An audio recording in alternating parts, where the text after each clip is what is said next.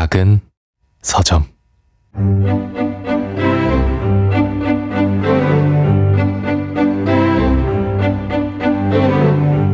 안녕하세요. 작은 서점에서 장강명의 인생책 코너를 맡고 있는 소설가 장강명입니다. 오늘은 우리나라를 대표하는 만화가 윤태호 작가님 모셨습니다. 웹툰 이끼와 미생, 내부자들, 그리고 최근에 드라마로 제작돼서 큰 인기를 얻은 파인의 원작자이시죠. 사실적인 묘사와 현실적인 스토리로 정말 많은 독자들이 공감을 얻고 계십니다. 윤태호 작가님 지금 만나보겠습니다.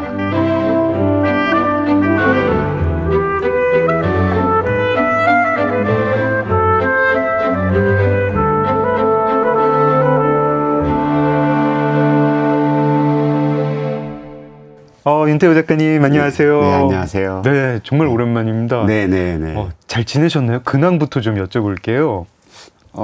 최근에 이제 파인 드라마 나오면서 이제 좀 바빠지긴 했는데, 네. 그전에는 바쁠 일이 별로 없었고, 지금 미생 시즌 3 시나리오 작업하고 있고, 네. 그 다음에 이끼 드라마로 만들려고, 네. 지금 각본 작업을 지금 2년째 하고 있습니다. 드라마 각본 직접 쓰시는 거는 첫 도전이신 네, 거죠? 처음 도전. 강풀 작가가 먼저 해가지고 용기를 얻었죠. 아, 나도 해보자. 예. 미생 시즌 3도 너무 궁금하고 또 이렇게 이끼 드라마 어떻게 나올지도 궁금하고 네. 또 지금 작업실도 이렇게 경기도 서울이 아니라 보성에 새로 얻으셨다고요? 새로 얻었다기보다는 이제 분당에서도 하는데요. 네. 분당 작업실도 그대로 있는데, 보성군에서 한옥을 한 채 지원을 해줘서 거기랑 네. 왔다 갔다 하고 있거든요. 그래서 네. 워낙 먼 곳이니까 이제 뭐 자주 왔다 갔다는 못하지만 그래도 한 일주일 단위로 이렇게 왔다 갔다 하고 있습니다. 네. 네. 아마 저희 청취자분들 중에 윤태호 작가님 모르시는 분이 몇 분이나 계실까 도대체 싶지만 그래도 윤태호 작가님 잠깐 제가 간략히 소개를 드리겠습니다. 초등학교 3학년 때부터 그림을 시작하셨고 학교 신문에서 4컷 만화를 그리면서 만화가를 꿈꾸셨다고 네. 읽었습니다. 사실 만화가를 꿈꿨다기보다는 그냥 미술을 해야지라고 이제 막연하게. 네. 4컷 만화로 네, 어쨌든. 네. 그러다 1993년 비상착륙으로 데뷔하셨고요. 대표작 이끼, 미생, 내부자들, 파이는 드라마, 영화로 제작돼서 정말 큰 인기를 끌었습니다. 이끼 관객 수가 300만 명이었군요. 340만 명. 340만 네. 명. 네. 뭐 미생은 최고 시청률이 그러면은 모르겠는데요. 아무튼 국민 드라마라고 얘기될 만큼 거의 안 본 분이었고요. 저는 미생 커피도 많이 마셨어요. 아, 네네네. 네. 나왔었죠. 네. 네. 영화 내부자들 관객 수는 700만 명. 드라마 파인 역시 드라마 화제성에서 1위를 기록했습니다. 웹툰 미생은 바둑을 통해 직장인들의 삶을 현실감 있게 다루면서 독자와 시청자들에게 큰 공감을 불러일으켰습니다. 미생으로 대한민국 콘텐츠 어워드 만화 부문 대통령상 수상하셨고요. 작품성, 영향력 뭐 다 인정받고 계시고 작가님의 어떤 뭐 비결이라든가 뭐 철학, 뭐 가치관 이런 것도 굉장히 궁금한데요. 그거는 내일 2부에서 더 들어보기로 하고요. 오늘 1부에서는 작가님 인생책 이야기를 들어보려고 하는데요. 저희가 보통 게스트한테 인생책을 먼저 3권 혹은 4권을 꼽아달라고 하죠. 그래가지고 그 중에 한 권을 정해서 이야기를 나누는데 저희가 부탁드렸더니 정말 이런 책들을 꼽아주실 줄 몰랐습니다. 제가 미쳤나 봐요, 그때. 아니, 네. 다른 2권은 저는 이해하는데 제일 처음 꼽아주신 게 제가 미쳤어요, 제가. 예. 힘들었어요, 읽느라고. 예. 정동호 선생님의 짜라투스트라는 이렇게 말했다 해설서. 네. 네, 그리고 트루먼 커프티의 인콜드 블러드, 헤르만 헤세의 시다르타 꼽아주셨습니다. 다 고전 아니면 고전 해설서인데요. 작가님 평소에도 이렇게 좀 독서를 이렇게 약간 좀 고전이나 고전 해설서 위주로 하시나요? 주로 논픽션 읽고요. 네. 그러니까 소설을 거의 안 읽다가 네. 한강 작가님 그 수상 소감 때 네네. 동시대 작가들과 호흡을 같이 하기 위해서 정말 빼놓지 않고 읽으려고 노력한다는 그 코멘트를 듣고 네. 너무너무 반성을 했었습니다. 저는 동시대 저와 함께 연재하고 있는 웹툰 작가들 작품도 거의 안 보기 때문에. 아니 작가님은 픽션을 창작하는 창작자인데 다른 픽션은 잘 안 읽으시고 특히 네. 동시대 픽션은 안 읽으시는 건가요? 거의 특히 웹툰은 거의 전혀 안 본다고 할 정도로 안 보고요. 아. 그리고 소설도 꽂히는 것만 주로 반복해서 좀 보는 편이고 최근에 네.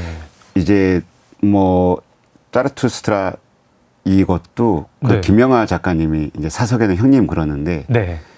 어느 방송에 나오셔가지고 살인자의 기억법 이야기를 하시면서 네. 이 주인공은 니체를 좀 읽었을 것 같다라고 이야기를 한 거예요. 뭐 머리가 번쩍한 거죠. 뭔데? 뭔데 이 살인자도 니체를 보는 거지? 와, 이렇게 세계관이 완벽하다고 살인자가 우리나라에 이런 내면의 질서를 갖고 있는 살인자를 그려낸다고 하는 생각이 든 거예요. 네. 그래서 그럼 김영하 형님은 당연히 니체를 읽었겠지? 자, 그분 너무 사랑하고 좋아하니까 네. 나도 그러면 발톱의 때만큼이라도 닮아가려면 읽어봐야지 하고서 니체 책을 이제 읽으려고 하는데 네. 제가 또 검색을 좀 자주 하는 사람이다 보니 네. 아무렇게나 읽으면 안 되겠는 거예요. 그래서 이제 검색을 했더니 정말 수많은 검색을 했더니 니체 책을 읽는 순서가 있더라고요. 이렇게 목록이 어느 책부터 읽어야 할지 네. 이걸 살 방법이 없는 거예요. 그래서 검색을 해보니까 책세상에서 나온 니체 전집이 있더라고요. 네. 바로 연락드렸죠. 출판사에. 그래서 저는 만화가 누군데 혹시 거기에서 나온 니체 전집을 절판된 책들인데 혹시 그걸 내가 구매할 수 있냐라고 네. 했더니 사장님께서 그냥 보내주신 거예요.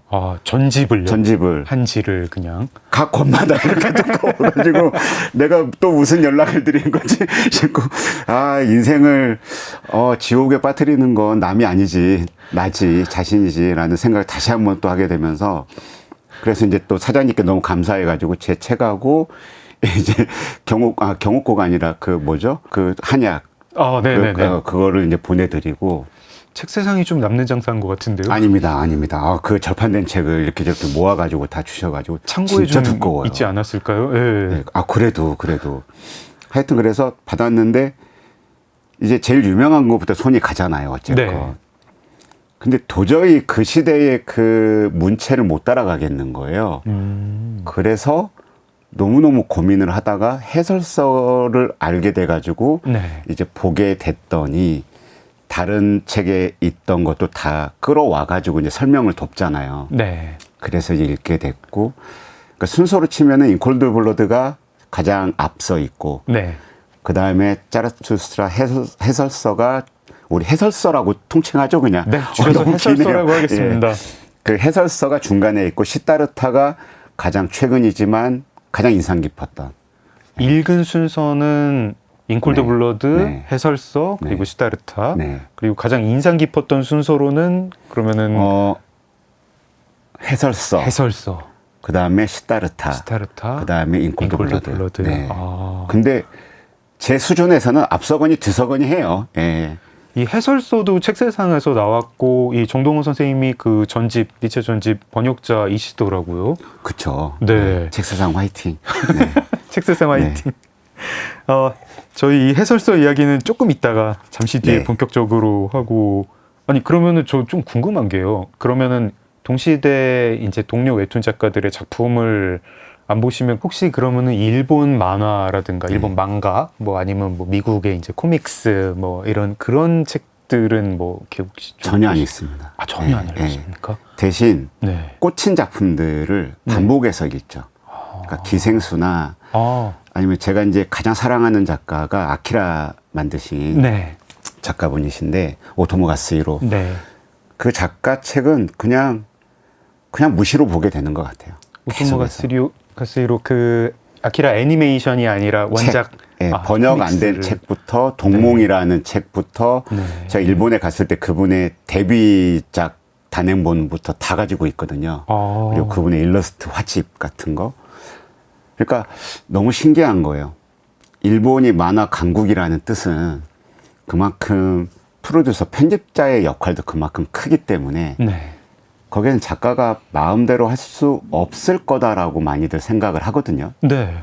그래서 당연히 저희도 출판 만화 연재를 시작했을 때 그래 연재 데뷔를 하려면 네. 편집자 말을 들어야지라고 생각을 하고 한단 말이에요. 그런 전설들 많잖아요. 소년 점프에서 이거 스토리 고치라 그래가지고 네네. 고치고 너무 많죠. 네. 근데 오토모 가스히로는 데뷔작부터가 너무너무나 자기의 취향과 뜻이 그냥 너무너무나 자랑스럽게 발현되어 있는 작품들이거든요. 네. 그러면 이런 거죠. 이 사람은 이걸 할 때 뭐 넉넉한 고려를 받았을까? 전혀 아니었을 거고 그냥 그런 일본의 다양성은 있었을 거예요. 그 굉장히 다양한 잡지들 이런 데에서 뭐 가로랄지 이렇게 좀 언더 만화나 이런 것들을 실었던 이런 환경에 누구나 메이저 잡지에 가서 연재하고 싶을 때 이 사람은 자기가 여기를 정해서 자기 스타일을 유지하면서 간 거잖아요. 네. 오토모 가스히로의 아트웍을 보면은 아, 예술은 용기라는 게 한 8, 9알이겠구나. 용기라는 게 어떤 작품을 시작해야지. 아, 나 이거 해야지. 라고 결심하는 그 자체가 미지의 것이니까 모르잖아요. 결과에 대해서는. 네. 아, 이 소재야. 난 이 이야기를 하겠어. 그리고 난 이 이야기를 앞으로 8개월 동안 연재를 하겠어. 뭐 1년 동안 연재를 하겠어. 아, 요 다짐이 결국 이 작가를 만드는 거구나. 라는 생각이 들을 정도로 그 아트워크 쌓아놓고 보다 보면 시간 순으로 볼 때가 있거든요. 네. 오토모 가스히로의 전권을 쭉 쌓아놓고 네. 시간 순으로 이 사람이 어느 정도의 경이로운 사람이 되어가는지를 쭉 보다 보면 내 마음이 웅장해지죠. 볼 때. 마지막 장을 덮고 나면 초라한 나로 다시 돌아와서 난 왜 이러고 있지? 난 왜 데뷔할 때 그렇게 작은 마음이었고 왜 앞으로 10년 후, 20년 후의 나에 대해서 내 스스로가 비전을 갖지 못했지? 최소한 데뷔작이라도 뭐 편집부나 이런 사람들의 뜻에 맞췄다면 그 다음 작품이라도 첫 데뷔 작품을 잘 만들어서 그 다음 작품이라도 조금 더 내가 바라는 모습으로 갔어야 되는 거 아닌가? 난 왜 이렇게 내가 꿈꾸던 나와 이렇게 멀어져 있는 거지? 라는 생각이 되게 많이 있는 거죠. 저희가 야후 봤을 때 다 네. 입을 떡 벌리고 깜짝 놀랐었는데 작가님이 그런 말씀을 하시니까 너무 이상합니다. 지금 저희가 이 녹화를 한 지 약 10분 정도인데 벌써 명언을 막 쏟아내고 계십니다. 예술은 8, 9알이 용기다. 그리고 막 작업하는 방식이나 그 마음이 웅장해지는 기분을 들으면서 제가 좀 마음이 웅장해지는데 지금 잠깐 인콜드 블러드랑 시다르타 잠깐씩 조금씩 소개만 받고 바로 해설서 들어가겠습니다. 사실 해설서를 제가 이 목록에 넣으면서 네. 그냥 나 이런 게 좋았다 정도로 끝날 줄 알고 넣었는데 이렇게 딥하게 들어오실 줄이야. 너무 그래 지옥은 내가 뚜벅뚜벅 걸어가는 거지라고. 저 이거 읽으면서 지옥을 살짝 맛봤습니다. 네네. 인콜드 블러드 먼저 이야기를 하자면 저는 이제 워낙 장르물들을 좋아해요. 추리 소설이나 이런 것들을 좋아하는데 그 전에 뭐 어떤 추리 소설을 보더라도 정황을 먼저 소개를 하잖아요. 그렇죠. 근데 추리 소설의 가장 큰 원칙이 반칙하면 안 되는 거. 독자와의 게임이기 때문에 공정한 게임을 하기 위해서 플롯 장난을 너무 치면 안 되는 거잖아요. 그래서 앞부분에 독자에게 공정한 게임에 입장하기 위한 전제 조건들을 막 준단 말이에요. 이렇게. 전 그 과정이 너무 재밌거든요. 저는 그런 과정들이 작가가 어디까지 신경을 썼구나. 그리고 이 작가가 오해를 안 사기 위해서 글을 정말 조심스럽게 쓰는구나.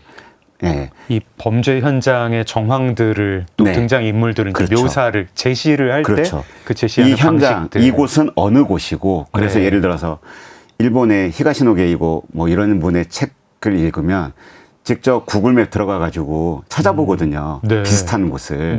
그 무슨 우에노 공원이다 그러면 우에노 공원에 가서 그 로드맵으로 이렇게 계속 따라가 본단 말이에요. 이렇게.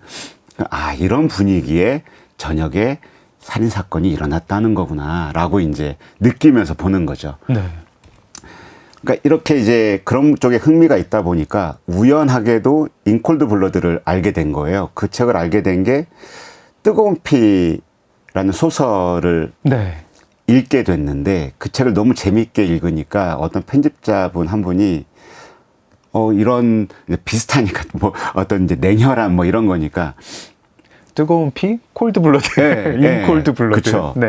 그래서 작가님 이런 게 아마 그 장르물에서는 그 원형이 됐었다 한때 그 저널리즘의 어떤 폭발적인 다른 관점, 그다음에 성장 네. 이런 것들을 가져왔었다. 그게 그 원형적인 작품이 인콜드 블러드라는 작품이다 해서 읽었죠. 너무 재밌는 거예요. 너무 재밌어가지고 또 구글맵 들어가서 캔자스주에 이 지역, 이건 이제 그 다큐니까 네. 지역명이 다 나오잖아요. 그 지역을 예. 언론인들한테도 거의 필독서로 그죠. 권하는 책이죠. 네네. 네. 그래서 그 지역 로드맵을 다 따라가서 보니까 미국의 좋은 점은 우리나라 같이 사회가 격렬하게 변하지 않더라고요. 시골 마을이 여전히 또 좀 뭐 굉장히 이렇게 낡아 있고. 캔자스 시티 이런 아, 곳인데 네네. 그래서 그럴 것 같습니다. 이 로드맵 따라가 보는데도 마치 이 소설의 이 글의 책에 나왔던 것 같은 집일 것 같은 벌판에 그냥 덜렁 한 채 있는 띄엄띄엄 있는 집들 뭐 이런 그 곳이 나오더라고요. 그래서 이런 곳이구나 하고 책을 보다가 또 계속 궁금하니까 검색을 하면서 보게 되잖아요. 특정한 네. 일들에 대해서. 이 범죄자들이 어디에서 네. 범죄를 저지르고 도망을 가고 있는데 뭐 어쩌고 저쩌고. 그것도 보다 보니까 계속 검색을 하면서 보는데 영화가 있었다는 거예요. 인콜드 블러드에 대한. 네. 2편이나 있었을 네, 거예요. 60년대 흑백 영화로 하나가 나왔었고 네. 그래서 웹하드 들어가서 돈 내고 다운받아가지고 그걸 보고 아마. 네. 이때는 이렇게 해석했구나 이렇게 보고 그 다음에 보니까 이제 또 컬러로 나온 영화가 네. 있고 그 다음에 또 카포티라는 카포티. 인물에 대해서 그쵸. 또 나왔는데 거기에는 이제 하퍼리라는 캐릭터와 같이 그 작가분과 함께 이렇게 나오는 것도 있었고 그래서 이 인콜드 블러드를 읽다가 트루먼 카포티라는 사람에 대해서도 굉장히 궁금한 네. 어마어마한 사람이었고 이 어마어마함을 성취하기 위해서 우리가 흔히 창작하다가 진짜 일이 안 풀리면 나한테는 왜 악마가 거래하자고 오지 않지? 나 지금 기꺼이 할 마음이 다 있는데 이 악마는 바쁜가 어디가 있지? 나 사인해주고 싶은데 이럴 때 있잖아요. 네. 이분은 몸으로 다 떠안으신 분 같다는 느낌이 들었어요. 그냥 인생 자체가 어떤 비난과 이것도 난 다 받겠어. 이미 그분이 살았던 그 시대에 이미 자신의 성 정체성이나 이런 것들을 아주 그냥 과감하게 네. 공개하셨던 분이고 그러니까 모든 논쟁이나 논란에 대해서 상처도 고스란히 받지만 그 상처 외에도 그분의 어찌할 수 없는 본능 난 나서야 되고 무대 위에 서야 되는 사람이고 난 글을 써야 되는 사람이고 이것에 대해서 주저함이 없는 어떤 캐릭터라는 게 너무나 양면이 너무나 다르다 보니까 우리가 흔히 어떤 사람의 양면성을 이야기할 때 종이의 이쪽 면과 이쪽 면 같은 어떤 느낌 이런 것들 말할 때 카포티는 그 유격의 차가 어마어마하게 두꺼운 하드보일드지 이런 느낌인 것 같아요. 안 좋게 말하면은 관심종자. 네네. 좋게 말하면 논쟁을 두려워하지 않는 정말 용감한 작가. 근데 어쨌거나 자기 이름을 걸고 생산물을 바깥으로 낸다라는 거 기본적으로 관심종자가 깔려 있죠. 기본적으로. 예. 이 청취자분들 조금 궁금해하실 것 같아가지고 설명을 드리면 트루먼 카포티는 이미 굉장히 유명한 극작가였고 성공한 상태였는데 미국의 캔자스 시티에서 벌어진 어떤 일가족 살인 사건을 보고 자기가 이걸 논픽션으로 쓰겠다 이러고 가가지고 이걸 좀 말이 안 되는 조언인데 논픽션 소설이라고 하는 장르를 창조를 해냈고 그 살인 사건을 실제 벌어진 실화를 굉장히 소설 쓰듯이 썼지만 동시에 논픽션이 그리고 작가님이 좋아하시는 대로 그 도입부 정황 이런 것들이 아주 디테일하게 그리고 묘사가 돼 있죠. 되게 논쟁적인 지점이 있잖아요. 그 감옥에 갇혀 있던 범인 2명 중에 한 명과 약간 깊은 유대 관계를 깊은 유대 관계인지 그 이상인지. 그러니까 거기에 또 어떤 약속까지도 마치 하는 듯하게 나오잖아요. 영화나 이런 것들을 보면. 근데 영화에서는 좀 마일드하게 다뤄진 측면이 있는데 책을 읽어보니까 또는 뒤에 평전 같은 걸 보면은 활용했다, 이용했다. 그 느낌을 이용했다. 그래서 추악하다. 뭐 막 이런 표현까지도 있는.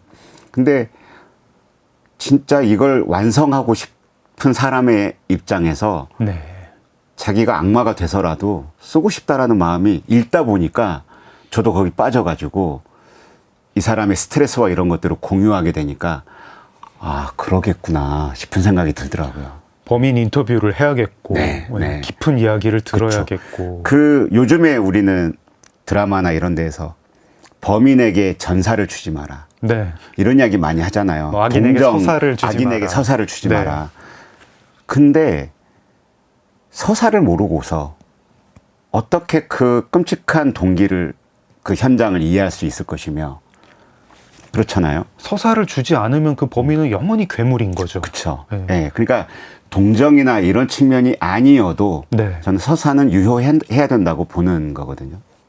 그래서 그 사람이 했던 그 수많은 그 범죄자의 그 딜한 부분이나 어떤 이런 부분들은 그랬을 것 같다라는 거고, 이 책에서 다뤘던 그 범죄자들의 내면을 들여다보는 이 사람이 타고난 진짜 악인이었을까? 어쩌다가 이 사람은 자기 삶의 궤도에서 조금 아니면 훅 이런 결정적인 지점들이 있었을 텐데 그게 이 사람 마음속에서 어쩌다가 이런 화학작용이 생겨서 그는 자기도 감당하기 어려운 괴물이 되었을까? 그건 더군다나 그 시대에서는 너무나 중요한 이슈였을 것 같아요. 네, 관점이었을 거고. 윤태호 작가님의 인생책 트루먼 카포티의 인 콜드 블러드 들었습니다. 인생을 뒤흔든 한 권의 책. 장강명의 인생책. 윤태호 작가님의 인생책 트루먼 카포티의 인 콜드 블러드 들어봤고요. 시타르타도 좀 여쭤보겠습니다. 그러니까 이제 우리가 작가 생활을 이렇게 하다 보면 네. 그 사이에 데뷔를 해서 저는 25살에 데뷔를 했는데 이제 30대에 결혼을 하고 그 사이에 연마가 되면서 어느 정도 내가 꽤 이쯤이면 이제 중견 소리를 듣는 지점이 오잖아요. 네. 그래서 이제 완성이 어느 정도 됐다라고 생각을 하는 지점들이 있는데 네. 50대가 돼 보니까 완전 모든 영역의 페이지가 달라져요. 내 인생의 페이지가. 네. 아이들이 일단 성인이 되고 네. 그다음에 나 스스로도 더 이상은 그렇게 치기 어린 뭔가로 살아가기 어려운 나이가 됐고 그게 생활 습관이 됐건 태도가 됐건 생활 방식이 됐건 늦잠 자도 괜찮은 아빠의 모습을 보이기 싫어지는 느낌이 생겼어요. 네. 그래서 어떤 느낌이 최근에 많이 들었냐면 이제 때는 그만 써야 되는데 이런 생각이 많이 들었어요. 옛날에 작업하고 막 이럴 때는 네. 세상에 대해서 막 화도 많이 내고 어떤 부조리한 것들 보면 막 때 쓰듯이 왜 그래 막 어떤 이런 생각도 많이 들고 어떤 좀 이랬다면 50대가 되고 나서 50대 후반을 가까이 다가가고 있다 보니 어떤 생각이 들었냐면 우리는 죽음을 향해서 가는 입장이라고 친다면 죽음 이전에 진짜 본질적인 죽음을 준비하는 단계는 50대부터구나. 그러면 나머지 50대 이전까지의 삶은 워밍업이구나. 이런 생각을 하게 된 거예요. 50대에 가장 격렬하고 치열하고 좋은 작품을 만들기 위해서 그러니까 50대, 60대, 70대에 이걸 하기 위해서 우리는 내면도 연마하고 실기도 연마하고 이런 과정을 한 20년, 30년을 살아온 거구나라는 생각이 드는 거예요. 그래서 저는 이 웹툰이 연재를 한다라는 게 너무 큰 인생의 약점이라고 생각하는 게 연재를 하면서 독자와 계속 가깝게 댓글이나 이런 걸로 네. 소통을 하는 건 너무나 큰 행복이지만 그 연재 스케줄 때문에 그 좋은 문화의 향유를 못하고 산다라는 건 너무나 큰 인생의 손실이고 치명적인 약점이 된다고 생각이 들거든요. 뭐 양면이 있는 거 아닐까요? 저는 이렇게 마감이 없으면 네. 이렇게 몸이 움직이질 않아가지고. 너무나 맞죠. 너무나 양면이고 저 역시도 마감이 있어야 뭔가가 되는 사람이고 네. 그런데 그렇다면 그 마감을 하면서도 나의 내면을 채울 수 있는 설정을 해야 돼요. 돈을 많이 벌고자 나 혼자 그 적은 얼마 안 되는 고려 와중에도 나 혼자 이걸 다 받아야 내 삶을 유지할 수 있기 때문에 나는 다른 스텝들의 도움을 안 받으면서 난 다 이걸 할 것이냐. 그래서 결과적으로 나는 마감하는 동안은 다른 시간을 낼 여지가 전혀 없는 사람이 될 것이냐. 아니면 스텝의 힘을 좀 들여서라도 나의 시간을 꼭 가질 것이냐. 이건 작가가 결정을 해야 될 것 같고, 또는 이런 거 있죠. 문화생을 왜 들어가냐면 네. 연말을 하기 위해서 들어가거든요. 테크니션이 되기 네. 위해서 일단. 그러니까 10장을 50장을 열흘 동안 그릴 걸 네. 10장을 한 4, 5일에 끝낼 수 있는 속도감을 배우기 위해서 들어가는 거거든요. 네. 그게 그 작가가 됐을 때 힘이 돼요. 그러니까 스토리로 고민을 오래 하잖아요. 일주일 한정해서. 네. 근데 손이 느리면, 손이 그런 연마가 안 돼 있어서 느리면 스토리에 아무리 많이 고민을 하고 싶어도 앞으로 계속 일주일에 5일, 6일을 그려야 될 장구한 이 날짜가 보인단 말이에요. 그러면 더 이상 이 스토리를 가지고 묶여 있을 수가 없어요. 그럼 어느 순간 딱 놔야 되는 거죠. 네. 근데 손이 연마가 잘 돼 있으면, 속도가 빠르면 스토리로 2, 3일을 더 끌고 가볼 수가 있는 거예요. 나가서 누구 한 명이라도 더 만나볼 수 있고, 취재를 위해서 또 관련한 자료나 이런 것들을 더 읽어볼 수가 있는 거죠. 그런 시간을 확보를 하게 되는 거죠. 우리가 어떤 대가를 가리켜서 마스터라고 하지만 도구를 되게 숙달하는 네. 그것도 동사로 저는 마스터한다라고 그게 하잖아요. 기본이라고 생각을 하는 거죠. 네. 그래서 요즘 음악 하시는 분들도 프로그램을 얼마나 잘 다루느냐. 이게 굉장한 이슈가, 미션이 되는 이런 경우가 많이 있잖아요. 네. 그래서 저는 작가는 역시 지금은 이제 타블렛에 그림을 그리니까 이걸 잘 다뤄야 되겠지만 단축키도 많이 알아야 되고, 그 자체보다 기본적으로 선을 쓸 줄 알아야 된다. 내가 원하는 방향의 선은, 옛날에 출판만 할 때는 대생한 연필선 위에 일필휘지로 그어야 되니까 네. 수련을 얼마나 많이 하겠어요. 빈종이에다가 선긋기 연습을. 네. 문화생 들어가면 그거를 한 달 내내 시키거든요. 선긋기. 종이가 까매질 정도로, 아예 빈틈이 없이 까매질 정도의 종이를 들어보면 엄청 무거워요. 잉크가 겹에 쌓여 있으니까. 네. 근데 지금은 포토샵에 단축키가 있어요. 전 단계로 돌아가기. 긋고 누르고, 긋고 다시 긋고 누르고. 내가 볼 때 중요하지도 않은 이 선을, 콧등, 콧날 선을, 그건 너무 습관이 돼 있는 것 같아요. 요즘 젊은 작가들이. 그냥 넘어가야 되거든요. 네. 그 순간을. 그리고 마음에 안 들면 통렬하게 반성하고, 시간 날 때 연습하고 해야 되는 건데. 그래서 이런 시간들을 50 전까지 거쳐보고, 네. 비로소 작가이면서 동시에 마케터이자 편집자이자 기획자의 태도를 가지고 내 작품을 온전하게 장악을 해서 내가 원하는 바대로 만들 수가 있는 나이가 50대구나 라는 생각이 들었어요. 헤세가 혹시 시다르타를 50대에 쓴 건가요? 아니요, 모르겠어요. 그건 모르겠는데 네. 왜 제가 이 생각을 또 하게 됐냐면, 네. 저는 출판 만화에서 시작을 하다 보니까, 잡지 만화, 네. 웹툰도 마찬가지죠. 10대나 20대 초반의 독자층을 염두에 두고 작품을 하는 것은 작가가 나이를 먹어가는 것이 굉장히 핸디캡이 돼요. 그렇죠. 이제 주 독자층과 내가 물리적으로 멀어지니까. 그렇죠. 네. 그래서 내가 계속 그들의 삶을 염탐해야 돼요. 찾아봐야 되고, 네. 쫓아가야 돼요. 주 독자층이 이제 계속 그렇죠. 20대, 30대 고정이 돼 있으면 그럴 수밖에 없죠. 그래서 저는 애초에 포기를 했거든요. 저는 애초에 네. 그러한 삶을. 예. 그래서 저는 저와 함께 독자들이 늙어간다. 웹툰으로 오니까 너무 좋다 이게. 라고 생각을 했는데, 그래서 저는 10대, 20대에 대해서 욕망을 안 가져요. 근데 시다르타를, 헤르만 헤세 책을 지금은 기억도 나지 않는 유리알 유이를 보고, 네. 그 다음에 헤르만 헤세를 보고, 데미안은 보다가 말았지만 또 최근에 수레바퀴 아래서를 또 아래서. 보고 있는데, 네. 어쩜 이분은 청춘에 대한 이야기를 이렇게 계속 하실까?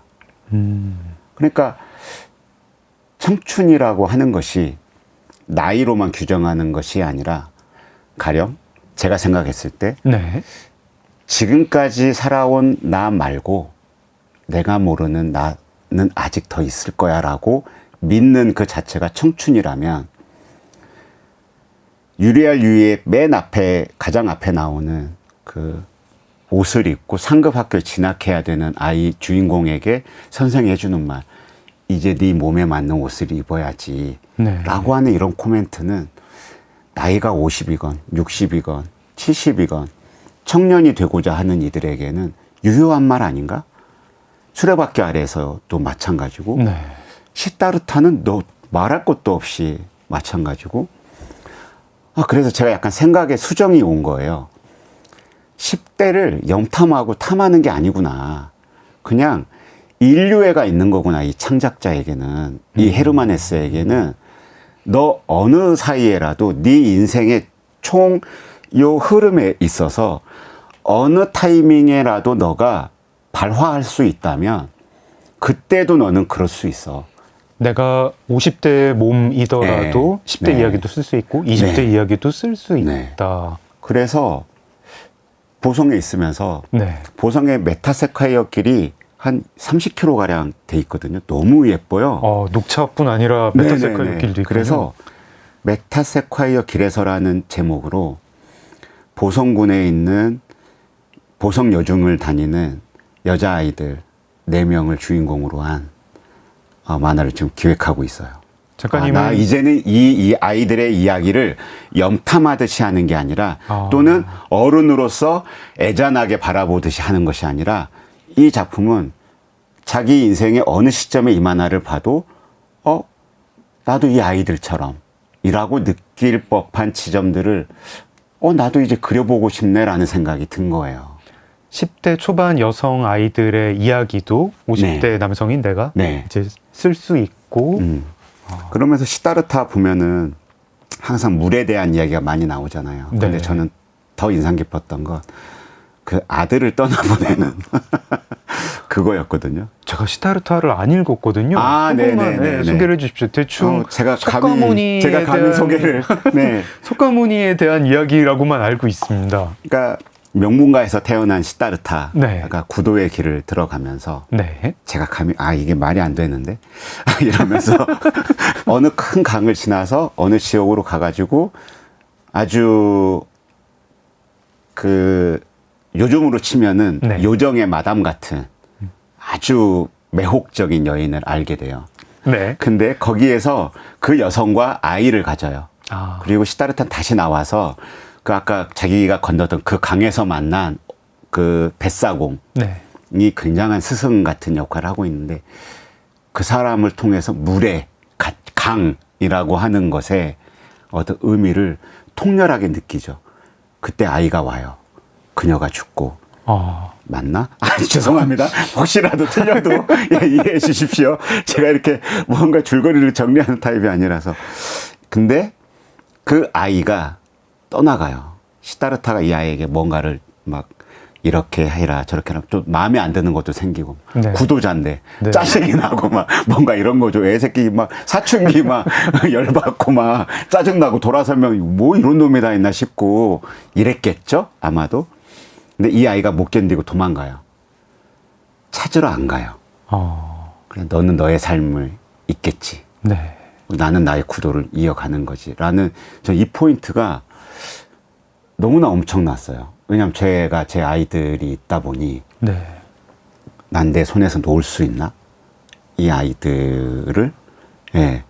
그리고 저희 아이들하고 사춘기 때 저희 큰아들은 그렇게까지는 아니었는데 딸하고는 사춘기 때 꽤 격렬한 논쟁도 좀 하고 싸운 적은 없어요. 근데 논쟁을 되게 많이 했었거든요. 네.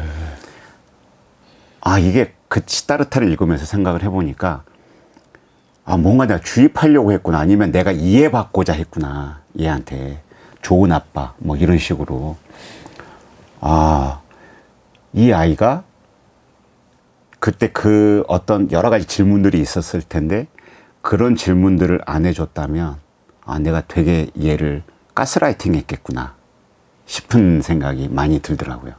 제가 시타르타가 집에 꽂혀 있었는데 좀 전자책으로 아마 그거는 들고 여러 개, 있으니까 그런가 여러 봅니다. 작품이 아마 들어있던지 할 거예요. 네. 그리고 약간 뭐 독일 작가가 뭐 이렇게 불교 뭐 석가모니 뭐 삶을 알겠나 뭐 이런 네. 생각도 약간 있었고 네. 그래가지고 손을 안 갔었는데 네. 이제 50대가 곧 저한테도 오기 때문에 그러니까 한번 읽을 때는 읽어보겠습니다. 너무 옛날 책이다 보니까 문장도 또 번역책이고 하니까 그렇게까지 마음에 들진 않았거든요. 네. 근데 이게 뭐지? 계속 생각나요. 정말. 오히려 작가님은 계속 생각나요. 데미안은 끝까지 안 읽으시고 시타르타를 네네네. 왜냐면 제가 이제 친한 교수님이 네. 자기 인생 책이 시타르타라는 거예요. 네. 자기는 그 책으로 구원받았다라고까지 그 이야기할 정도까지. 정도여서 저도 마음이 황폐해져 있던 때가 있었기 때문에 뭐 지금도 그렇게 비옥하다고는 할 수 없지만 그래서 그 책을 저도 모르게 사서 봐야지 했는데 집에 보니까 전집을 네. 120권을 30만 원에 이렇게 사놓은 게 이미 있는 거예요. 거기에 시타르타가 있는 거예요. 저도 제 휴대폰에 시타르타가 들어가 있어요. 아, 정말? 네. 보진 않았어요. 제 서재가 이미 책이 온갖 책들이 다 있더라고요. 짜라투스트라는 이렇게 말했다도 있어요. 그 안에. 예. 근데 안 읽었더라고요. 예. 알겠습니다. 작가님한테 굉장히 세게 영업을 당하네요. 네. 윤태호 작가님의 인생책 중 두 번째로 헤르만 헤세의 시타르타 들었습니다. 작은 서점 장강명의 인생책. 네, 이제 본격적으로 오늘의 메인 도서인 해설서, 짜라투스트라는 이렇게 말했다 해설서를 이야기를 해보겠습니다. 이게 일단 이 해설서는 접하신 과정은 아까 저희가 얘기를 들었고요. 네. 해설서 이 뭐 줄거리가 있나요? 좀 어떤 책인지 좀 소개 좀 해주십시오. 아, 제가 이 책을 리스트에 올리고서 해설서를 올리고서 이렇게 이제 설명해야 되거나 뭐 이 줄거리가 없잖아요. 줄거리라는 게 없잖아요. 네. 없는 거잖아요. 어느 페이지서부터 읽어도 되는 네. 책인 거고. 요약이 제가 감히 뭐 이런 생각밖에 없고요. 그리고 저는 이 책에 대해서 고백하자면 느낌이 있지 뭔가 정확한 뭐가 이렇게 있지 않아서 큰일입니다. 네. 저는 이런 책이 있는 줄 몰랐거든요. 오히려 작가님께서 한번 요약을 해주시면. 요약이요? 네. 제가요? 네네네. 그러니까 똑같은 마음이죠. 네. 일단은 저희가 짜라투스트라는 이렇게 말했다가 어려운 책인 건 다 알잖아요. 네. 네. 근데 놀랍게도 해설서도 어렵더라고요. 전 너무 좋았어요. 저는. 네. 해설서에 네. 거의 전 페이지가 거의 밑줄이다시피. 예. 저는 그때 아마 이 영양분이 좀 필요했던 시기였던 것 같아요. 그런데도 이렇게 설명을 못할 수가. 정말 네. 정말 단순하게 설명을 해보면 책이 두 부분으로 나뉘어 있는데 앞부분에서는 짜라투스트라는 이렇게 말했다는 왜 어려운 책인지 니체 철학을 네. 다 알아야 읽을 수 있는 책이기 때문에 어렵다. 근데 네. 니체 철학은 이러저러하다라고 얘기를 하고 뒷부분은 짜라투스트라는 이렇게 말했다를 마치 주석과 함께 읽는 기분이랄까. 네, 네, 네. 네. 사실은 짜라투스트라는 이렇게 말했다가 이 해설서 안에 들어와 있죠. 이 네, 2부에 맞습니다. 들어와 있고 네. 쭉 뭐 짜라투스트라는 이렇게 갖고 어디에 갖고 하다가 중간중간에 마치 변사가 설명을 하듯이 예, 정동호 선생님이 여기서는 니체는 뭐 당시에 뭐 이런 과학 뭐 이론에 힘취해 있어가지고 뭐 이런 식으로 얘기를 했다 뭐 이런 네네네네. 이렇게 했는데 네. 이 이상 요약하기는 제 그쵸. 능력 밖입니다. 그럼에도 불구하고 너무 대단하시네요. 네. 네. 작가님 저기 이거부터 좀 여쭤볼게요. 그러면 짜라투스트라는 이렇게 말했다 그 책이 아니고 네. 해설서가 작가님의 인생책인 거죠? 네네네. 그건 이유가 네. 왜 그런가요? 그러니까 그 원작이 인생책이라고 말하기에는 솔직하지 않다. 왜냐하면 그 책을 일단 안 읽었고 네. 읽으려고 시도했을 때 전혀 이해받지 못했기 때문에 이해가 되지 않았기 때문에 네. 감히 인생책이라고 말하기 어렵다. 그런데 해설서를 따라가면서 네. 몇몇 포인트들에서 이 교수님의 선생님의 그 니체 전집을 아우르는 네. 이 모든 가져온 설명들로 인해서 마음속에 머릿속에 많은 심상이 떠오르게 만들고 뭔가 내가 살아왔던 어떤 부분들에 대해서 다시 생각하게 만들고 어떤 포인트 지점들을 각성하게 만드는 어떤 이런 빛나는 지점들을 준 게 거의 이 책이 유일하지 않나? 라고 생각이 들어가지고 네. 저는 이 해설서가 그냥 또 해설서가 아니면 제가 따라가지를 못하죠. 애초에. 예. 해설서도 못 따라가겠던데요, 이거. 그러니까 계속 GPT한테 물어보면서 아. 이 문장을 조금 더 쉬운 언어로 한다면 어떻게 이해하면 되겠어? 라고 물어보면서 계속 따라가 본 거죠. 그러면 지금 니체 전집 중에서 네. 자라투스트라는 이렇게 말했다. 그 책 전집은 자체는 건재하게 있습니다. 지금 전집은.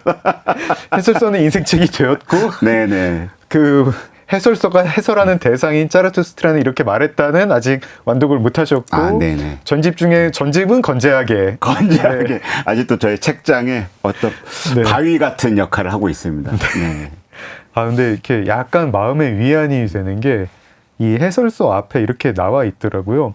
많은 사람들이 니체를 읽을 때 대표작이라는 이유로 자라투스트라는 이렇게 말했다로 시작을 하는데 맞아요, 맞아요. 네, 순서가 바뀌었다. 네. 마지막에 읽어야 되는 책이다.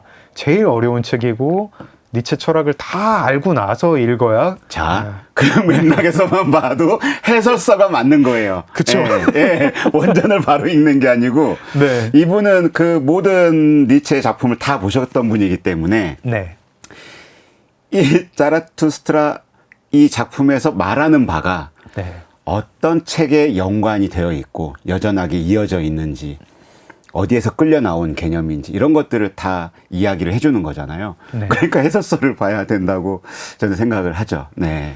이게 어쨌든 굉장히 낯설고 야성적인 니체 철학, 네. 니체 사상을 해설하는 책인데 아 이게 헤세도 그렇고 니체도 그렇고 이 독일이란 나라는 네. 뭐 이렇게 좀 혼자 굉장히 심각하게 관념적인 생각들을 하는 그런 사람들이 많이 나오는 나라인가 거기가 봐요. 그렇게 정원이 발달해 있다고. 아. 그래서 많이 걷는다고 이분들이. 그러니까 아. 우리가 뭔가 아시겠지만 너무나 잘 아시겠지만 나 지금 작품 들어갔어 라고 하면 아 어떤 인터뷰에서 봤는데 하루 8시간을 꼭 작업을 하신다고 하는데 네. 저는 그렇거든요.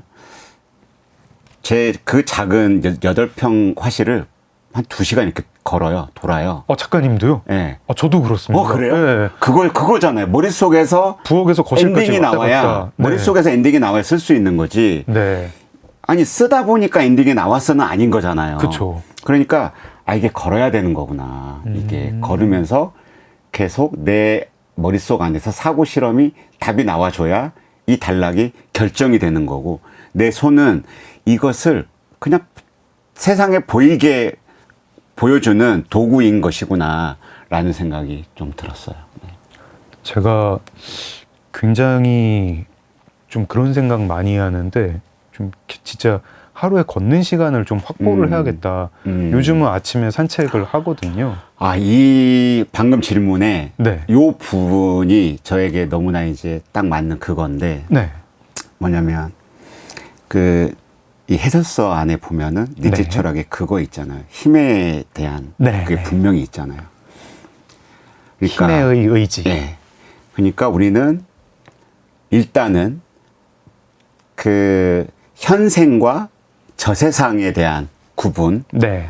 그리고 때로는 저세상을 낙원으로 설정하고 네. 현생을 마치 업의 그 난장판 도가니처럼 생각하는 네.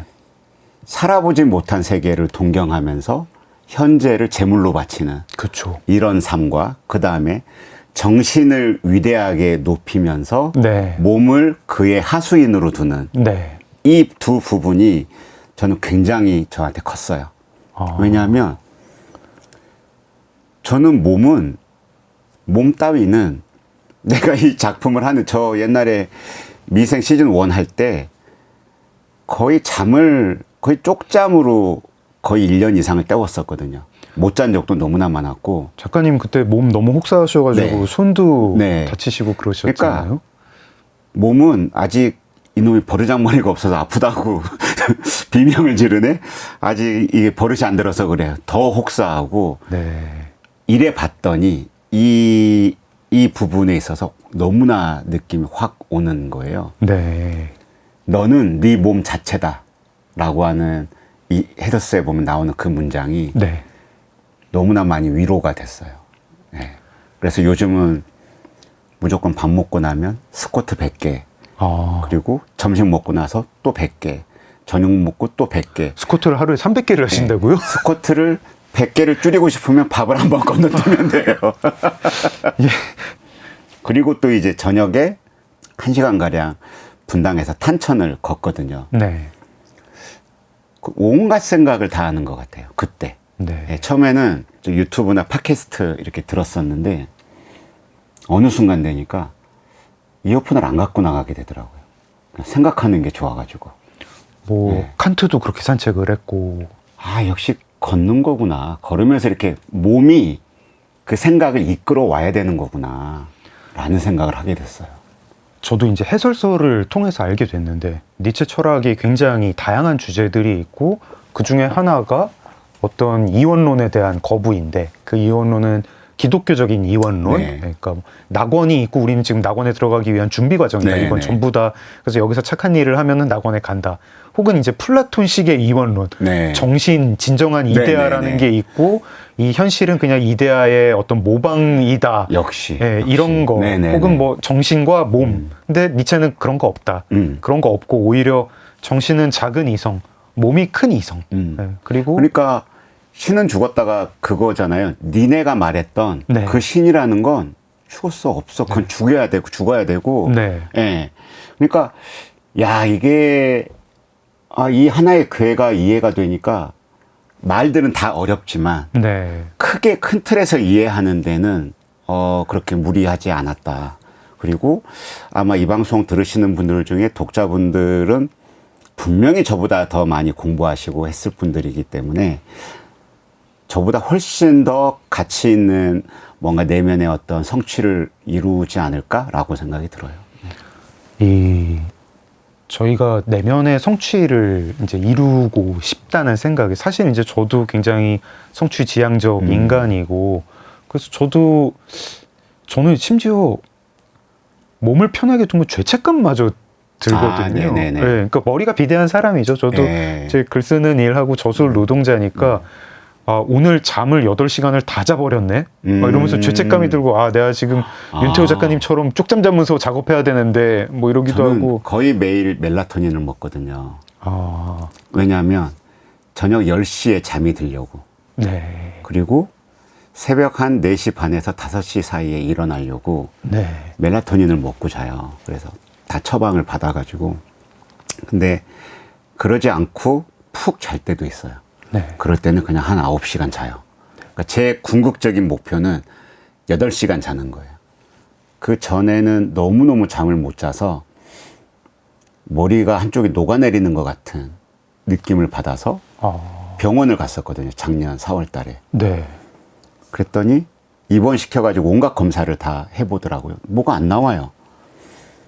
잠을 자라고. 네. 수면제를 처방을 해주고 무조건 잠을 8시간 이상 자라고. 네. 그러니까 그러니까 먹는 거나 이런 것도 이제는 다 관리해야 되겠지만, 잠을 못 자가지고서는 아무것도 할 수 없다. 그러니까 막 눈 밑에 경련도 너무 심해지고 막 옛날에는 보면 작업할 때. 네.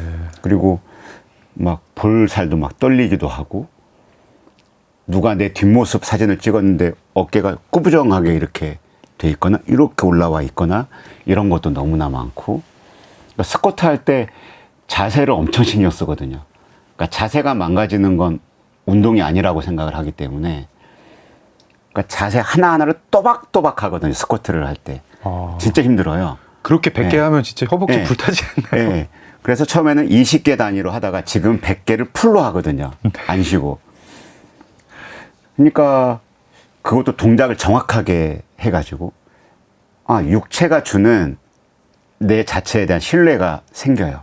육체가 주는. 나는 이걸 버텨낸 사람이다라는 어떤 그 나에 대한 믿음? 이런 것들이 강하죠. 네. 이 해설서의 한 구절인데요. 신체는 주체가 돼서 생을 주관해야 되고 네. 정신은 도구와 기능으로서 신체를 보필하는 것에 만족해야 한다. 복무해야죠. 네. 복무해야 한다.